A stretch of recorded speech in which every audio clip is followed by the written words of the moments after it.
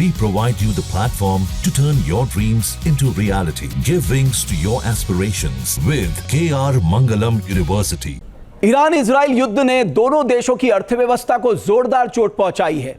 Iran की तरफ से दागी हुई हर मिसाइल को इंटरसेप्ट करने में इजराइल को लाखों डॉलर्स खर्च करने पड़े हैं। एक अनुमान के मुताबिक इस युद्ध में ईरान ने इजराइल पर 600 से ज्यादा मिसाइलें दागी हैं और उन्हें इंटरसेप्ट करने के लिए इजराइल के एरो मिसाइल डिफेंस सिस्टम को बड़े पैमाने पर इंटरसेप्टर मिसाइलें दागनी पड़ी। अब एक नजर हम डालते हैं कि ये जो एरो मिसाइल डिफेंस सिस्टम है, जब ये इंटरसेप्ट करता है उसकी कीमत क्या है।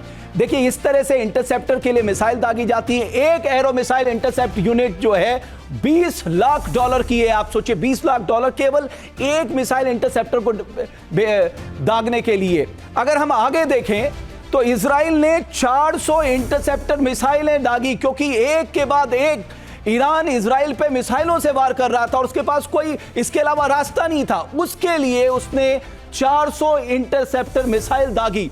आप सोचिए, जब हम एक इंटरसेप्टर मिसाइल की कीमत कह रहे हैं 400 इंटरसेप्टर मिसाइल का मतलब 20 लाख डॉलर इंटू 400 यानी 80 करोड़ डॉलर। अगर भारतीय रकम के हिसाब से देखा जाए 6,800 करोड़ केवल इजराइल को खर्च करने पड़े ईरान की मिसाइलों को तबाह करने के लिए। लेकिन बावजूद इसके कई मिसाइलें वहां उसके इंफ्रास्ट्रक्चर में गिर गई, जिससे इजराइल को भारी नुकसान पहुंचा है। एक तरफ तो दावा किया जा रहा है कि ईरानी मिसाइलों की वजह से इजराइल को बड़ा नुकसान हुआ। ईरानी मिसाइलों की मार से इजराइल के बड़े शहरों का आधारभूत संरचना को बड़ा नुकसान पहुंचा। इजराइल को करीब 10 अरब डॉलर के नुकसान की आशंका है। आगे बढ़ते हैं। ईरान इजराइल युद्ध में खूब तबाही बरसी। अमेरिका की एंट्री के बाद ईरान में सत्ता परिवर्तन का दावा किया गया। नेतन्याहू ने भी शांति के लिए ईरानी सत्ता में बदलाव का दाव खेला, लेकिन सीजफायर के ऐलान के साथ ही ये सभी दावे हवा हवाई हो गए।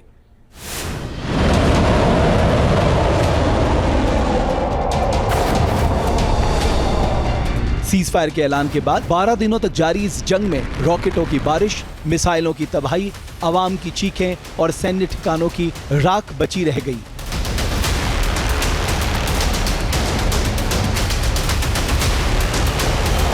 ईरान ने इजराइल के तेल अवीव और हाइफा जैसे शहरों को निशाना बनाया,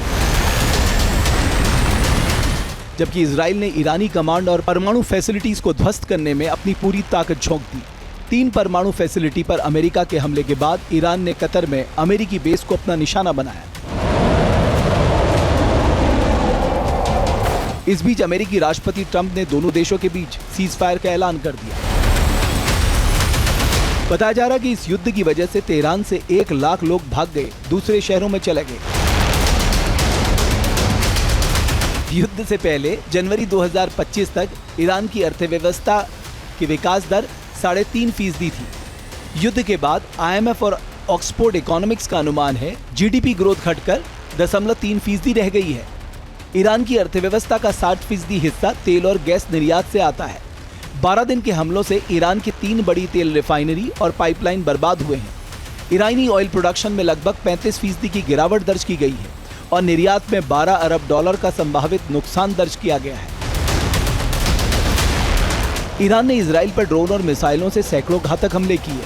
इसमें से ज्यादातर को इजराइल के मजबूत एयर डिफेंस सिस्टम आयरन डोम, डेविड स्लिंग और एरो सिस्टम ने हवा में ही नष्ट कर दिया। लेकिन इसके बावजूद कुछ मिसाइलें इजराइल में टारगेट हिट कर गई। जानकारों के मुताबिक इजराइल को इस युद्ध में कई अरब डॉलर का नुकसान हुआ है। लेकिन इस युद्ध के दौरान न ईरान में सत्ता परिवर्तन हो सका और न ही ईरान की एटमी और मिसाइल फैसिलिटी पूरी तरह से बर्बाद हुई। मतलब इजराइल के लिए खतरा अब भी बरकरार है।